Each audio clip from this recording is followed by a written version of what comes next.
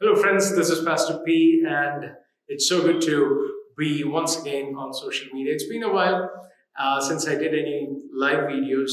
Obviously, I just keep sharing the Malayalam versions of the Power Vision episodes on my social media. But this is something that has been on my mind that I felt like I should share ever since last Sunday when I was preaching this at church.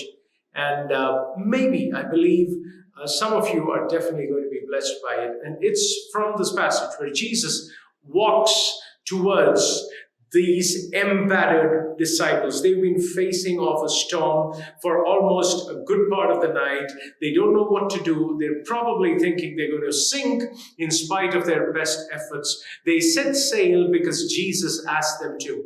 And now they are in the midst of the sea, a point of no return. Neither can they go to the place where God commissioned them to go to, nor can they go back to the place where they knew Jesus would be. They're in that kind of a situation. The passage is very familiar to most of us. And so this is what I want to share. It says that in the fourth watch, Jesus walked towards them. He saw them toiling, and he walks towards them on the waves. As he started walking, as the waves of the Sea of Galilee were executing a pedicure, so to speak, on the feet of the Master of the universe, we don't see the storm stopping. We don't see the waves abating. We see it going on and on, even as he walks over the waves. Now, see, Jesus is a person who can just pop into a place. It doesn't say that Jesus phased through the wall, right? He appeared in the midst of them. And that's what he does usually. And obviously you can say, that's after his resurrection. But I believe as the Son of God, if he could walk on the waves, he could definitely have just popped into their midst on the boat or just beside it. He decides to walk, arguably the slowest means of transport. And I wonder, Lord, why? But I won't get into that message today. This is what I want to say. As he walks through the waves, as he's walking through the storm is not slowing down. The waves are still hitting and rocking the boat as hard as ever. What the disciples did not see, what you and I won't see, what no one on the bank is going to see is someone walking in the middle of that storm. It's not visible. It's night, there's a storm, you probably cannot discern him walking on the waves. I want to tell you, there are times Jesus comes to us like that. There are times when he's walking on the waves in the storm and you won't get to see him. I'm here to tell you that some of you've been in the eye of the storm and Jesus hasn't appeared yet. You don't see him. And this is what I want to tell you. Just because you don't see him doesn't mean he hasn't started walking. I want to tell some of you that he's already started walking. It's just that when you look, you're just seeing the waves and the wind. There'll come a time when he'll be close enough so you can see him. But otherwise, what's going to happen is you're going to look around you. You're going to see only the storm. People around you will see only the storm, probably from the shore. No one can see a solution. All they see is a storm. Let me tell you something. In the midst of your sickness, your MRI cannot see Jesus walking towards you. Your loan, your debt that is sinking you, you cannot see Jesus walking to you. All you see is the storm. All you see is the debt. All you see is the crisis. All you see is a crumbling family. All you see is ill health. But let me tell you, Jesus is walking on the waves in the storm, and people only see the storm. What am I trying to say here? There are times God acts on our behalf and we don't recognize it until he comes. See, when he started walking, if the storm had stopped, we would have understood something. That, hey, God has stopped the storm for us. He didn't do that. He just walked through the storm.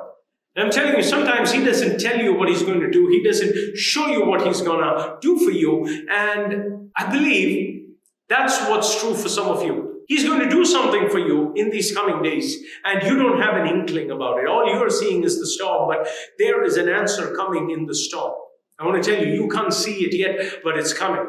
Why am I saying that? The other day I was praying for somebody, and as I prayed over them, they were seeking the Lord. they wanted to hear from the Lord. I asked the Lord to speak. He wouldn't talk anything specific to them. Finally, I was a little upset. I was like, Lord, I've been asking you for a while now. Why are you not talking to me? Why are you not telling me something about their future? God said to me, it's not a season for them to hear more promises. It's a season for them to hear good news. He said, see, they've heard a lot of promises, and this time around, I'm not going to tell them any promises. I'm going to make them hear not a promise, but a news of fulfillment of all those promises that have been bundled up, that have been hindered, that have not been seen all this while. I believe some of you, you've been seeking the Lord, you've been seeking a word, and you haven't found it yet because you are not in a season for a promise. You are in a season for some good news. You may wonder, how is that possible? I mean, doesn't God speak that? Well, see, there are times God doesn't talk about it. When the word says that, what God has prepared for them that love Him, no eye has seen, no ear has heard, and neither has it occurred in the heart of man. The question is, listen, no eye has heard that. I'm telling you, church, no eye, including the eye of the seer. No ear has heard it, including the ear of the prophet. No heart has imagined it, even in a vision. That is what God prepares for them that love Him. I'm telling you, for some of you, there are times that you've gone through in this past season where you wondered why God is not talking to you. Let me tell you, He's getting ready to give you some news instead of some promises. He's already given you promises, and He's getting ready to give you the news that the promises have materialized. You don't get a heads up when God starts doing that. Jesus didn't give them a heads up that He's going to walk on the waves towards them. There is no inkling. No prophet knows what's about to happen to you.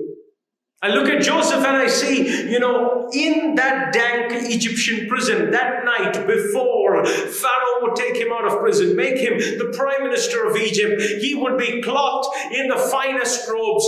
The next night, he wouldn't be sleeping in that probably human and rodent-infested Egyptian prison. He would be sleeping on the finest Egyptian cotton. But let me tell you, that night, no crow flew upside down.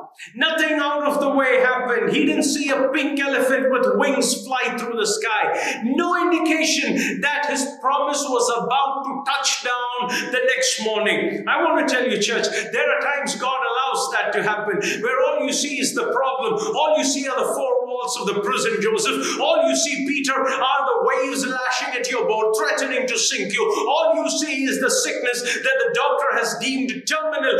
You see that loan that you can never repay, and you see your business going to bankruptcy. That's what you can see. You can see a marriage that you cannot save anymore. That's what you see. I tell you something, church, when God is getting ready to do something, you've held on to those promises. Now you're looking for a word of encouragement. You're looking for a promise to keep you afloat. Let me tell you, you're not going to hear a promise. You're going to hear some good news. You're going to see things materialize. You're going to see your promises touch down. In the narrative of Elisha and Gehazi, a woman comes to him. She's burdened. She's full of sorrow. We know the boy is dead and she needs a resurrection miracle.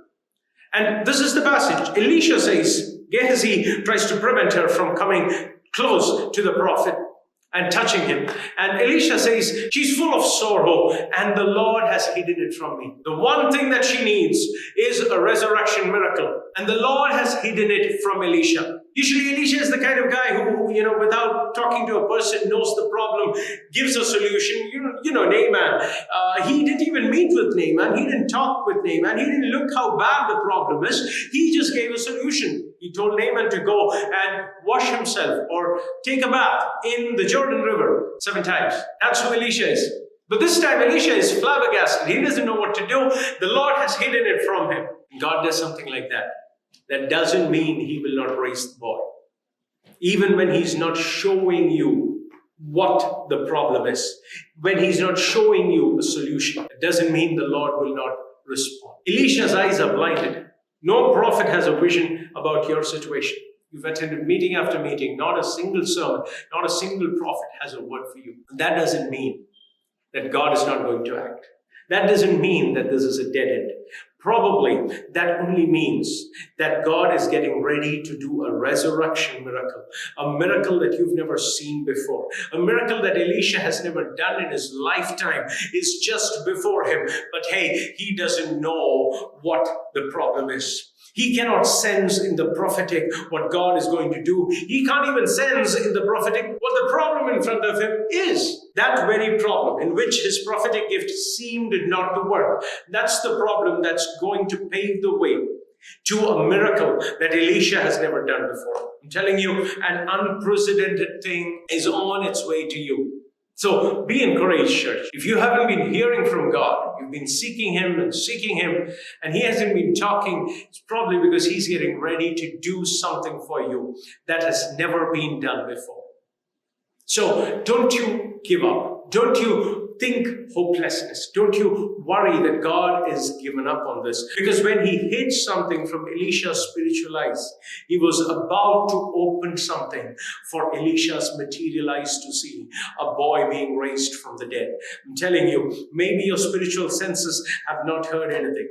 What I was telling you, it's not the season for you to hear a promise. It's a season for your senses to hear some good news. Not to sense something in the spiritual realm, but to see something materialize in this earthly realm. And that's what's going to happen to some of you. Because I believe this is the season, not to hear a new promise, but to hold on to the old ones. Because this is the season where God begins to bring that to a reality.